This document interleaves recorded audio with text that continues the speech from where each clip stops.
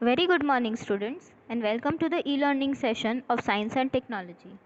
Today we are going to study the next chapter of your NCERT textbook and the first chapter of your second term, that is physical and chemical changes. So first of all, we need to define what is a change. Okay, we are going to study about physical and chemical change. तो उसके पहले हम ये define करेंगे कि change क्या होता है. So, the definition of change goes on that alteration of substance from its original shape, size or state is called a physical change. मतलब जब भी किसी सब्सटेंस को आप उसके ओरिजिनल शेप, साइज या फिर स्टेट में से चेंज करके किसी और शेप, साइज या फिर स्टेट में कन्वर्ट करते हो तो that is called as a change. अब जैसे फॉर एग्ज़ाम्पल अगर आप वाटर को बॉईल कर रहे हो तो आप क्या कर रहे हो, वाटर में से स्टीम फॉर्म हो रहा है, मतलब आप लिक्विड स्टेट ऑफ वाटर को गैशियस स्टेट में कन्वर्ट कर रहे हो. उसका जो ओरिजिनल शेप और साइज़ है वो भी गैशियस स्टेट में चेंज हो जाएगा. So that is called as a change. Okay, so can you list some examples of change that you observe in your day to day life. Okay, सुबह से लेके शाम तक हम अपनी लाइफ में काफ़ी सारे चेंजेस जो कि फ़िज़िकल हैं या फिर केमिकल हैं, ऐसे चेंजेस को ऑब्ज़र्व करते हैं. तो क्या आप ऐसे चेंजेस का एक लिस्ट बना सकते हो, और क्या उस लिस्ट में से आप मुझे ये बता सकते हो कि क्या हम चेंज को रिवर्स कर सकते हैं. Can we reverse change. Okay, I hope आपने अभी तक में सारी जो लिस्ट बनाई है उसमें से समझा होगा कि कुछ चेंजेस ऐसी होती हैं जिसे हम रिवर्स कर सकते हैं. मतलब हम उसको जिस सब्सटेंस में से दूसरे शेप, साइज़ या फिर वॉल्यूम में ले गए थे उसमें से हम उसे वापस उसका ओरिजिनल शेप, साइज़ या फिर स्टेट दे सकते हैं. So such kind of changes which can be reversed are called reversible change. For example आप देख सकते हो वाटर को आइस में कन्वर्ट कर सकते हैं आप फ्रीज़ करके, और उसको फिर वापस हीट प्रोवाइड करके आप वाटर में भी कन्वर्ट कर सकते हैं. सो that is a reversible change. आप किसी भी लिक्विड को कैंडी में कन्वर्ट कर सकते हैं उसको कूल करके, और फिर उस कैंडी को आप वापस लिक्विड में भी कन्वर्ट कर सकते हैं उसको हीट सप्लाई करके. So that is a reversible change. Am I clear. Next comes irreversible change. तो इरिवर्सिबल चेंज में क्या होता है कि we can't obtain the original form of the substance once it is converted. Okay, such kind of changes are irreversible change. अब जैसे कि आप स्लाइड में देख सकते हैं, हम fuel plus oxygen plus flame को फॉर्म करके ऐश, स्मोक या फिर हीट बनाते हैं. ओके, बट अगेन हमारा जो प्रोडक्ट फॉर्म होता है हम उसमें से वापस फ्यूल, ऑक्सीजन या फिर फ्लेम तो ऑब्टेन नहीं कर सकते. क्या हम हमारा जो प्रोडक्ट है ऐश, स्मोक और हीट, इन तीनों में से क्या हम फ्यूल, ऑक्सीजन और फ्लेम वापस पा सकते हैं. The answer is no.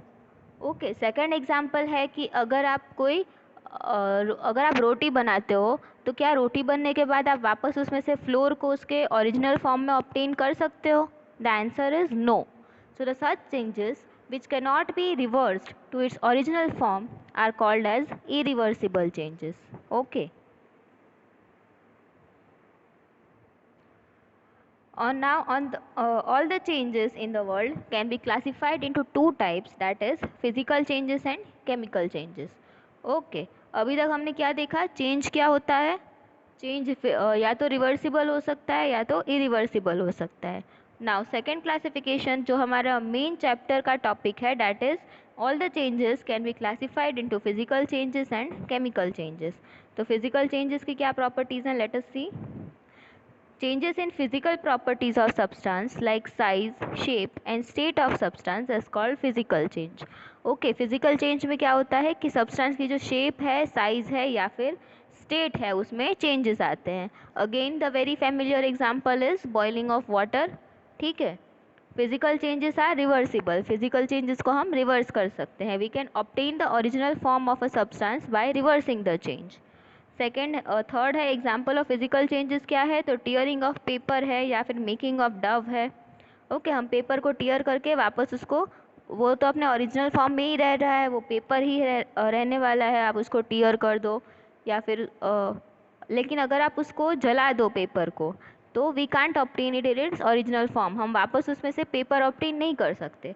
So that type of change is not a physical change, but tearing of paper is a physical change, क्योंकि उसका जो ओरिजिनल फॉर्म है उसमें कोई चेंज नहीं आ रहा है, सिर्फ उसका साइज, शेप और स्टेट बदल रहा है. Okay. Next comes chemical change. तो केमिकल चेंज क्या होता है? It is a change leading to a production of new substance. Okay, जब किसी दो एलिमेंट को कंबाइन करके आप कोई नया सब्सटेंस फॉर्म कर रहे हो तो that is a chemical change. For example, आप हाइड्रोजन और ऑक्सीजन को कंबाइन करके वाटर फॉर्म कर रहे हो, सो that is a chemical change, क्योंकि उसमें एक नया सब्सटेंस फॉर्म हो रहा है. फिजिकल चेंज में नया सब्सटेंस फॉर्म नहीं होता, उसमें सिर्फ उस सब्सटेंस की ओरिजिनल शेप, साइज और स्टेट में चेंजेस आते हैं. बट केमिकल चेंजेस में क्या होता है? उसमें एक नया सब्सटेंस फॉर्म होता है. जैसे कि एग्जांपल है rusting of iron. Rusting of iron is basically reaction with oxygen. तो उसमें क्या होता है? एक नया सब्सटेंस फॉर्म होता है, ferrous oxide. Tarnishing of silver jewellery, copper articles etcetera जब ग्रीन लेयर से कवर्ड हो जाते हैं, so all this is a chemical change. Okay. Now the example of a chemical change is rusting of iron. So in case of rusting of iron, the iron reacts with oxygen present in air and moisture and develops rust. Okay, इसका equation form क्या है? 4Fe plus 3O2 plus 2H2O gives 2Fe2O3 H2O. Okay, ये जो है वो rust की formula है. 2Fe2O3H2O, ये rust की formula है और ऐसे दो molecules form हो रहे हैं. किसके कॉम्बिनेशन से? आयन, ऑक्सीजन और वाटर के कॉम्बिनेशन से. मतलब हमारा जो आयन का सब्सटेंस है वो एटमॉस्फेयर में प्रेजेंट ऑक्सीजन और वाटर के साथ रिएक्शन करके Fe2O3H2O यानी रस्ट और वाटर फॉर्म कर रहा है. And that is what is damaging our iron products which is called rusting of iron. Okay. अब ये जो फोटो आप देख रहे हो इसमें आपको दिखाया है कि रस्टिंग ऑफ आयन कैसा दिखता है. सो बेसिकली इस तरह का दिखता है रस्टिंग ऑफ आयन. उसके ऊपर ब्राउन कलर के या फिर रेडिश कलर के स्पॉट्स हो जाते हैं. Okay. Now next comes rusting of copper. Rusting of copper में क्या होता है? That in case of rusting of copper, the metallic copper reacts with oxygen, carbon dioxide and atmospheric moisture and develops a green colored coating of copper hydroxide and copper carbonate.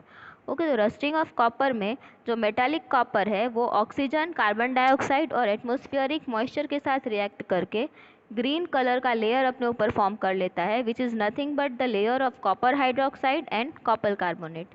Okay, you can see the equation, that is 2Cu plus H2O plus CO2 plus O2 gives CuOH twice plus CuCO3. Okay, दो copper के molecules plus water का molecule plus carbon dioxide का molecule और plus oxygen का molecule क्या form कर रहा है? Copper hydroxide plus copper carbonate. Okay, figure में आप रस्टिंग ऑफ कॉपर देख सकते हो किस तरह से ग्रीन कलर के स्पॉट्स फॉर्म हो गए हैं उसके ऊपर due to the exposure of copper in the moist air. Okay. Next comes tarnishing of silver articles. तो सिल्वर आर्टिकल्स के टार्निशिंग के केस में क्या होता है कि उसके ऊपर हाइड्रोजन सल्फाइड और सल्फर जो कि एयर में प्रेजेंट है उसकी वजह से जो सिल्वर है वो टार्निश हो जाती है. In case of tarnishing of silver articles, the metallic silver reacts with hydrogen sulfide or sulfur present in air and gets tarnished. You can see the equation, that is 4Ag plus 2H2S plus O2 gives 2Ag2S plus 2H2O. Okay, figure में आप देख सकते हो कि नया जो proper polish silver है वो कैसा होता है और कुछ टाइम के बाद जब उसकी शाइन चली जाती है, जब वो टार्निश हो जाता है, उस टाइम पे वो कैसा हो जाता है, that you can see in the given figure. Okay. Next comes burning of magnesium. All these are the examples of chemical changes कि जब अब मैग्नीशियम बर्न होता है then what happens? When a ribbon of magnesium is brought near the flame, it starts burning with a brilliant white light, leaving behind a powdery ash on complete burning. Magnesium burns in air to form magnesium oxide. Okay, जब आप magnesium ribbon को flame के पास ले जाते हो, at that time it starts burning with a bright light and leaves behind some powdery ash on complete burning. एक powder form वो अपने एंड में लीव करके जाता है, which is nothing but magnesium oxide in its powdery form. Okay, 2Mg plus O2 gives 2MgO. That is the chemical equation of this reaction. Now next comes galvanization. तो galvanisation क्या होता है? The process of depositing a layer of zinc और iron is called galvanisation. Okay, हम ये process galvanisation को use करते हैं जनरली हमारा जो सब्सटेंस है उसे रस्टिंग से बचाने के लिए। एंड रस्टिंग से बचाने के लिए क्या होता है? Zinc is very much less reactive with oxygen and atmospheric moisture.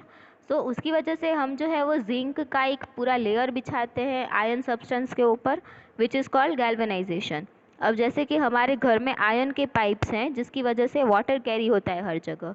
So in that case iron को हर वक्त वाटर के कांटेक्ट में रहना पड़ता है, तो due to which it will get rusted. लेकिन क्योंकि उसके ऊपर जिंक का लेयर होता है, उसको गैल्वेनाइज्ड किया हुआ होता है, जिसकी वजह से वो रस्ट नहीं होता। नेक्स्ट एग्जांपल इसके शिप्स के जो कुछ पार्ट्स हैं वो हर वक्त जो सी में प्रेजेंट होते हैं, वाटर में प्रेजेंट होते हैं।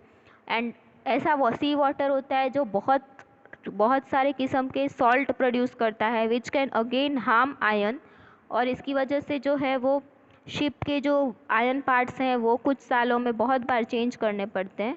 And that is the reason galvanisation is used कि उसको कम से कम नुकसान हो शिप को। Okay, next comes crystallisation. तो crystallisation is nothing but obtaining the crystal form of a substance from a solution.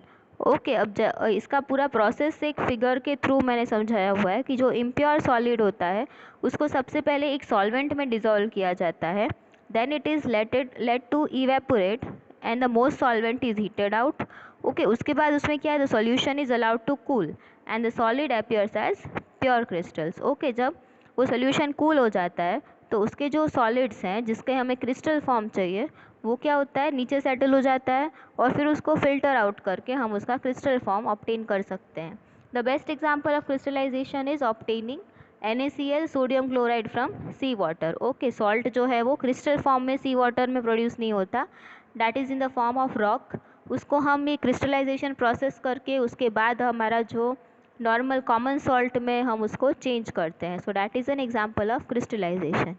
Okay, so in this chapter we have studied physical and chemical changes. First हमने देखा कि changes reversible हो सकते हैं या irreversible हो सकते हैं। Then we studied about physical and chemical changes. उसके बाद केमिकल चेंजेस की कुछ एग्जांपल्स देखे हमने, that is rusting of iron, copper, tarnishing of silver, etc. Then we studied about galvanization and crystallization. So this chapter ends here. I hope you have got the chapter, and please study it carefully. Thank you.